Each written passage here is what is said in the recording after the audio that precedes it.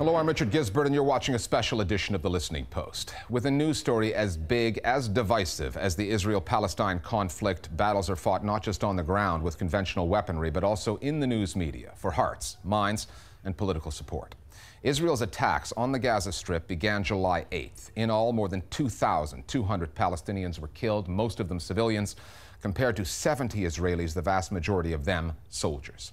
Yet the communications offensive launched by the Israeli government made the case that all those civilian casualties were the fault of Hamas, which used its own people as human shields.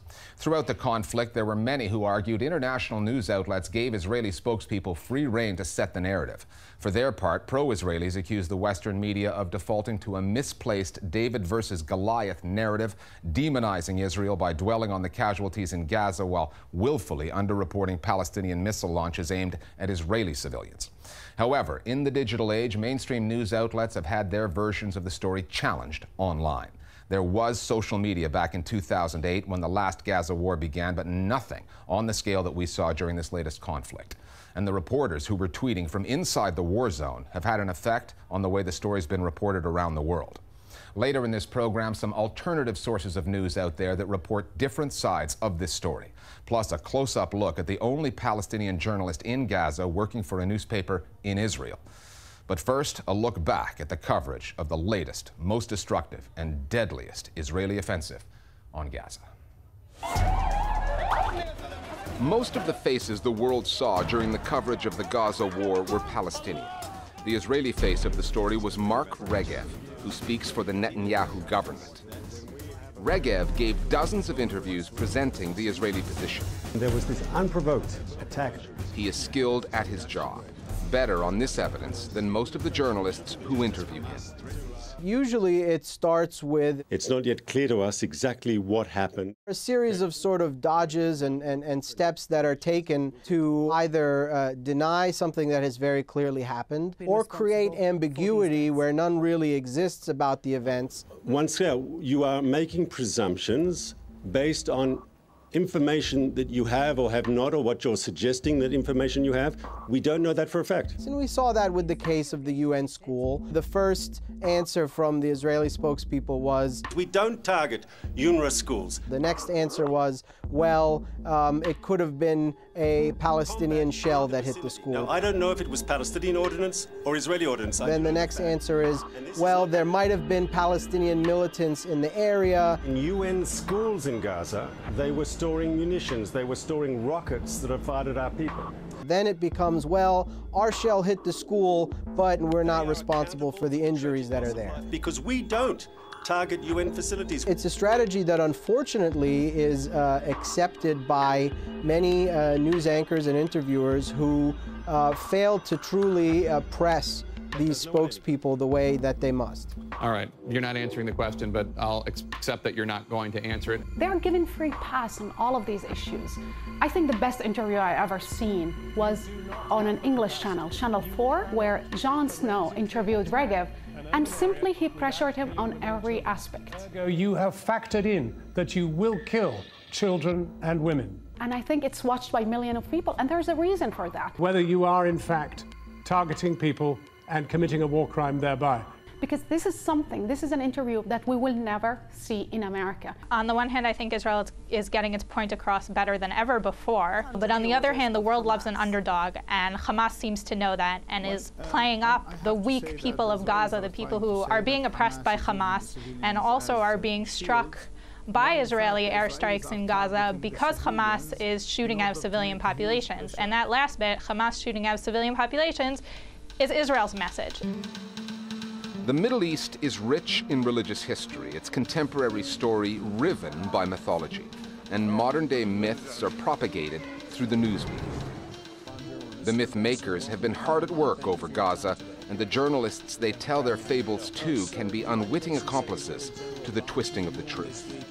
My favorite media myth is the tunnels myth. We never heard about these tunnels from Gaza into Israel before this conflict, and now we're hearing that it's absolutely necessary to destroy these tunnels. These tunnels are aimed at kindergartens, they're aimed at kibbutzes. It came very close to the kibbutz.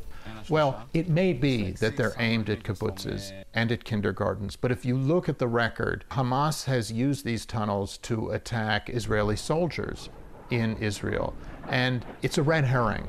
It's just a red herring, but the American media have treated it as this sort of primary cause of the Israeli onslaught. There's one huge misconception about the rockets that Hamas is shooting into Israel. I've seen, I believe it was in The Guardian, it was reported that they're like firecrackers. They're not like firecrackers. They can kill people. They have killed people in the past. Israel has a missile defense system, but shrapnel falls, and shrapnel isn't splinters. Shrapnel could be a piece of metal the size of my head, and when that falls from the sky, it could really hurt someone.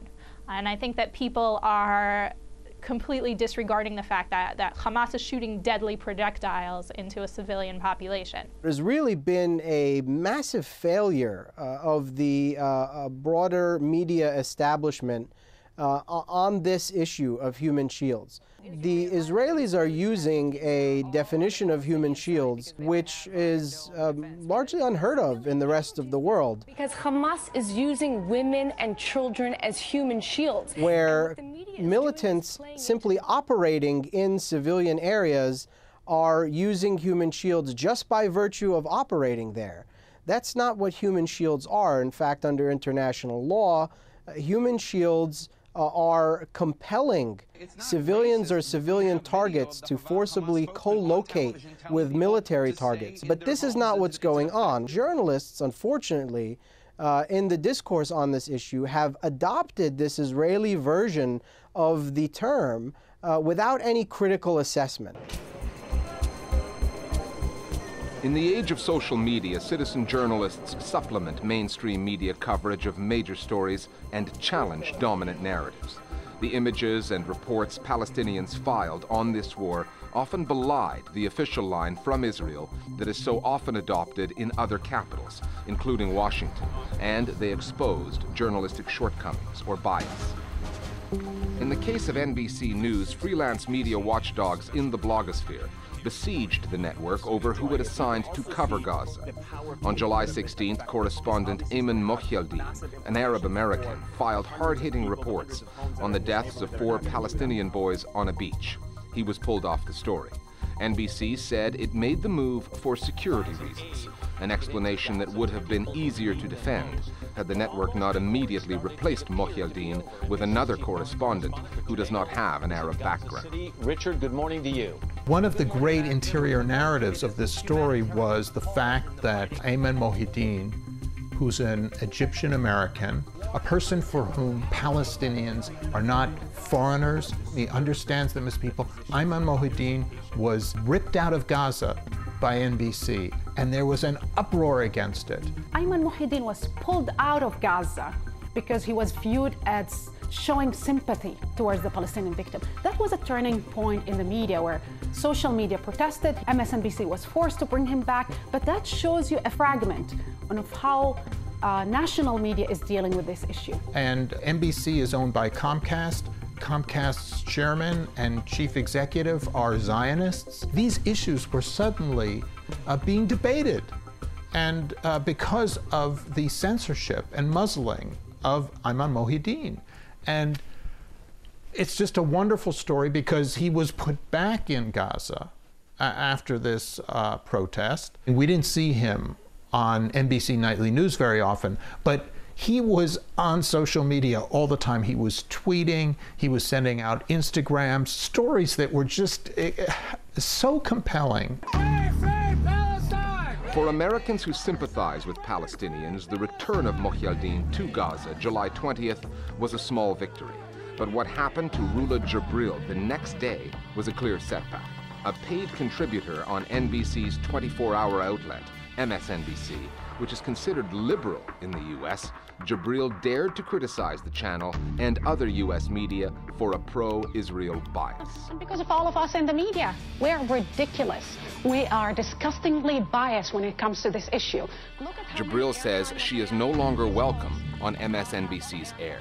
The questions that she says she asked of her bosses on her way out the door go beyond just one network, just one market.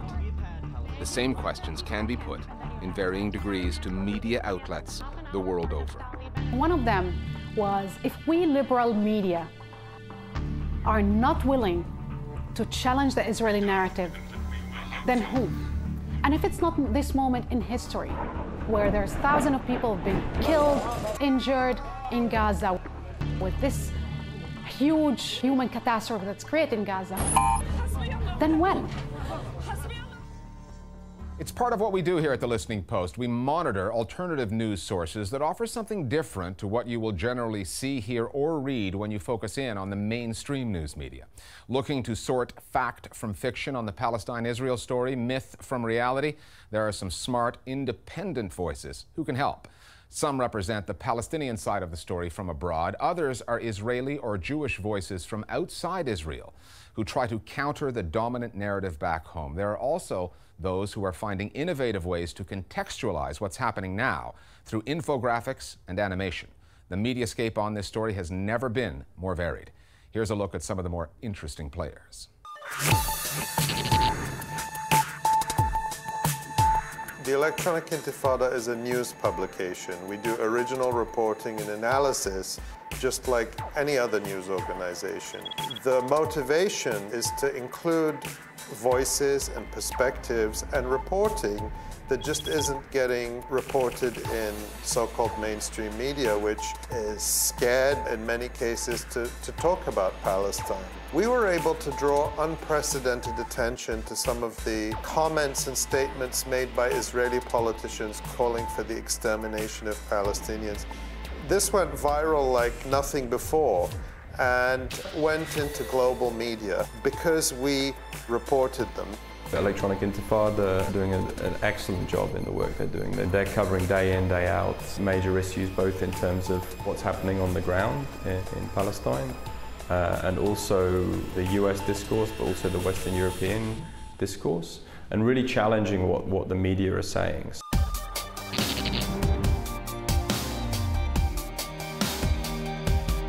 Mondo Weiss started as a small blog in 2006, created by a writer named Phil Weiss, but since then it has really grown. We offer a real unvarnished look at the Israel-Palestine debate, focusing on the United States and specifically the kind of growing anti-Zionist movement within the Jewish community. You know, Mondo Weiss, the Electronic Intifada, a couple of other publications, I think have been part of transforming the coverage on the issue of Palestine in recent years. We work as part of, I think, a movement that is determined to have honest discussion about Palestine. If you want to get a read on internal Israeli politics, how the Gaza war shakes up Israeli politics, you go to 972 magazine. They are one of the few Israeli outlets that have Palestinian writers and they have many Jewish Israeli writers challenging the Israeli narrative and the Israeli occupation from within. So 972 magazine is a really crucial resource for people focusing on Israel-Palestine. Visualizing Palestine was born out of TEDx Ramallah that was organized in 2011. We started forming a group of researchers, designers, storytellers, communicators, technologists, and so on to look at how do you communicate effectively and taking into account the need for speed in communication nowadays. Visuals are much quicker to grasp than an article. We found a space for us to be the link between those available facts and to help shift the media narrative into a more factual one. Visualizing Palestine has been really innovative. They've been able to show some of the realities that just get blurred out in the mainstream media coverage. And what we do is we take their infographics, but we may add some context. And where I think we're very complementary is that we have the ability to really make it go viral. There are incredible kind of facts and figures that are out there, ones that have appeared in our graphics, like the fact that the Israeli authorities have uprooted something like 800,000 Palestinian olive trees since 1967. Something like 80% of the water from the West Bank is controlled by Israel. The 5 stages of grief, it was very much focused, I guess, on a US audience. What we were doing through this graphic was to compare looking at New York and how they recovered from September 11th attacks, and comparing this to the situation in Gaza over a similar period of time where there's just been continual conflicts.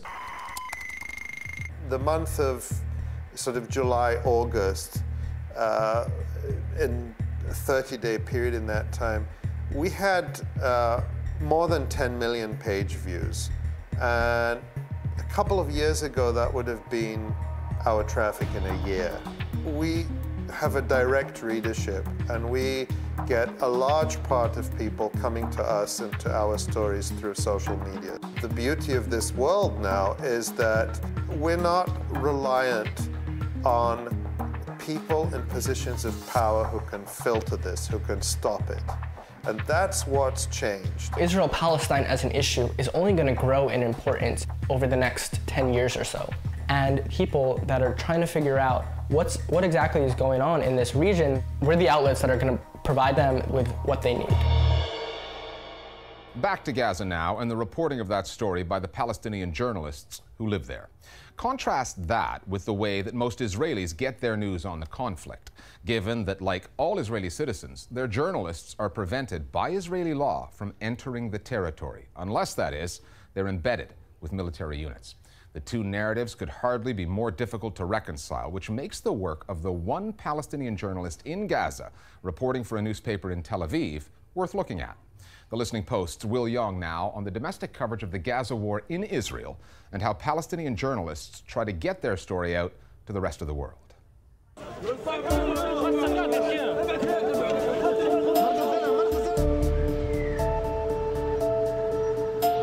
Not every journalist has to travel far from home to cover the biggest news stories in the world.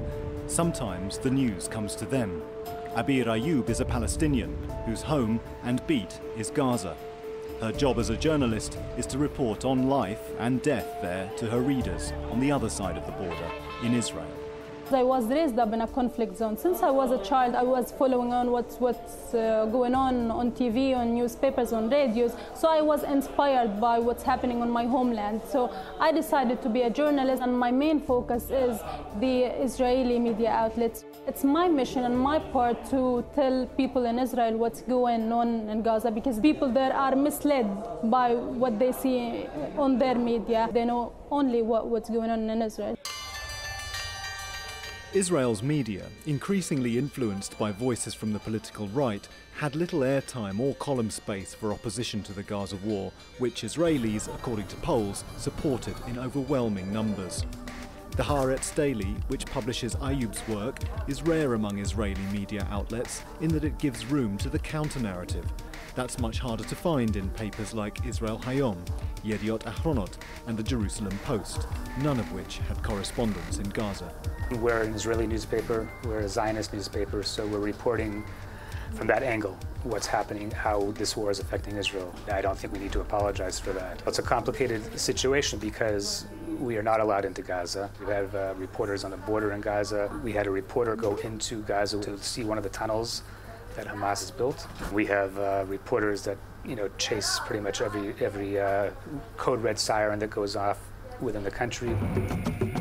Embedding with Israeli soldiers, trailing tanks heading into the war zone. These are the only legal ways under Israeli law for an Israeli journalist to enter Gaza. However, the army does not take embedded journalists into the schools, hospitals and homes levelled by Israel's airstrikes and artillery. And if those journalists can't see that side of the story, neither will their audiences. The Israeli media focus is almost entirely of a country at war, and everything is dominated by the military. And Hamas is described as a terrorist organization against the background of rocket attacks from the Gaza Strip into Israel. There is an atmosphere of war in which Israel is engaged, and that's how it sees the story. The Israeli government has a control in its media. Journalists there are not free to write whatever they want because the security concern is very important. So I think it's very important to be a part of the conflict and also reporting about the conflict. Wael Dahdour, another Gazan, is a correspondent for Al Jazeera Arabic. During the latest Gaza war, his home was hit by an Israeli missile. Al Jazeera's office in Gaza, where Dahdour is based, was also fired upon. He and his team were some of the first reporters to reach Shujaiya, one of Gaza's most densely populated neighborhoods, when it came under Israeli assault in the early days of the fighting. Ours was the only team that managed to get on air immediately and broadcast live from Shujaiya despite the difficulties and danger. While we were reporting, the shelling seemed to follow us and 2 rockets hit the house in front of us. We were targeted 3 times nearby by airstrikes and tank shelling. We were the only reporters there and we had to work through continuous shelling. The moment when I heard the question, when my colleague asked me my impressions, what I had seen and how I left the Shujaiya district, I told her what we saw as we left. Piles of bodies, women too.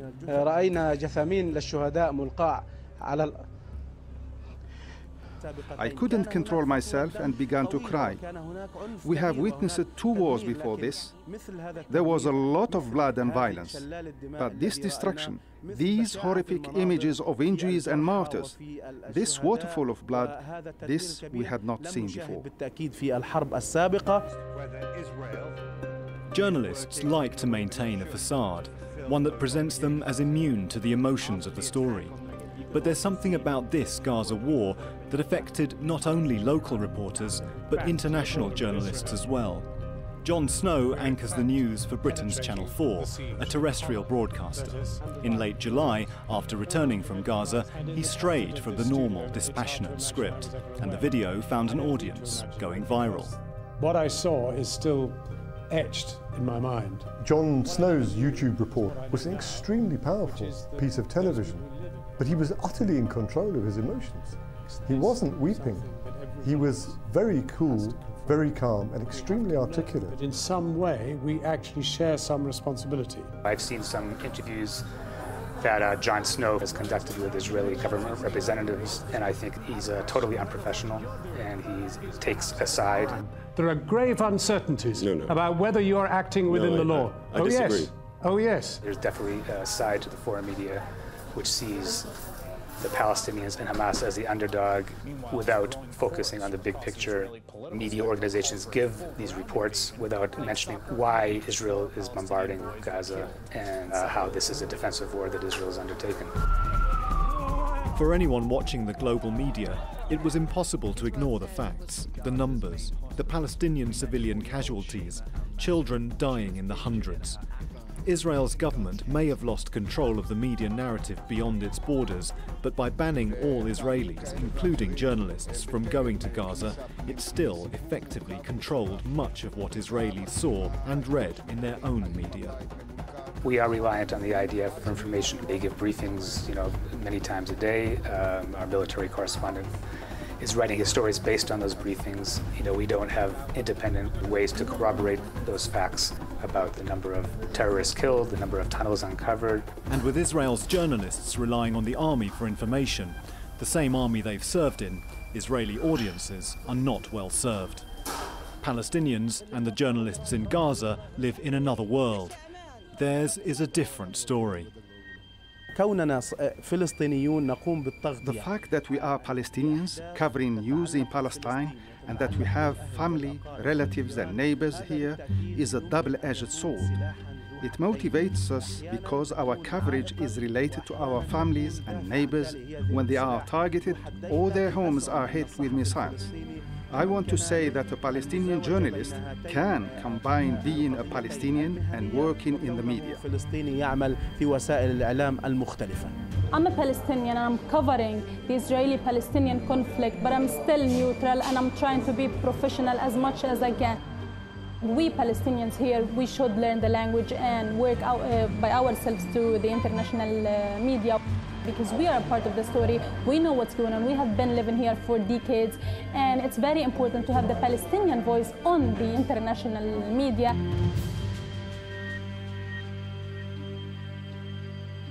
You've been watching a special edition of our program on the coverage of the Israel-Palestine conflict. We'll be back next week with more analysis of the global news media here at The Listening Post.